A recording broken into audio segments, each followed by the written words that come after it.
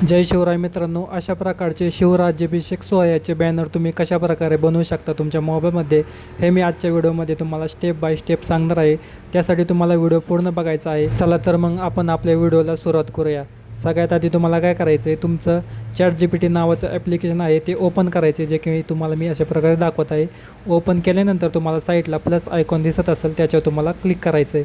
त्यानंतर मित्रांनो इथं फोटो आणि फाईलचं ऑप्शन दिसेल, तर तुम्हाला फाईलमधून फोटो सिलेक्ट करायचा आहे, जेणेकरून तुमचं HD फोटो सिलेक्ट होईल। तर मी इथे एक सॅम्पलसाठी फोटो घेतलेला आहे, जे की तुम्ही पाहू शकता। हा फोटो घेतल्यानंतर म्हणजे तुमचा फोटो जेव्हा तुम्ही ॲड करचाल त्यानंतर तुम्हाला मी डिस्क्रिप्शनमध्ये एक प्रॉम्प्ट दिलेला आहे, तो तुम्हाला प्रॉम्प्ट कॉपी करायचा आहे। जसा की मी पाहू शकता इथं मी प्रॉम्प्ट कॉपी करत आहे। कॉपी केल्यानंतर तुमच्या फोटोखाली हा प्रॉम्प्ट तुम्हाला पेस्ट करायचा आहे।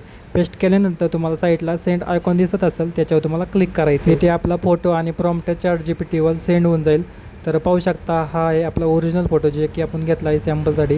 आणि त्यानंतर आपण इथं खाली प्रॉम्प्ट टाकला आहे। त्यानंतर इथे खाली पाहू शकता आपला फोटो इथे जनरेट होत आहे। काही सेकंद आपल्याला वाट बघायचा आहे। तोपर्यंत जे कोणी चॅनलवर नवीन आलं असेल तर आपल्या चॅनलला सबस्क्राईब करा आणि व्हिडिओला लाईक नक्की करा। तर मित्रांनो पाहू शकता इथे आपला फोटो रेडी झालेला आहे। तुम्हाला ओपन करून दाखवतो।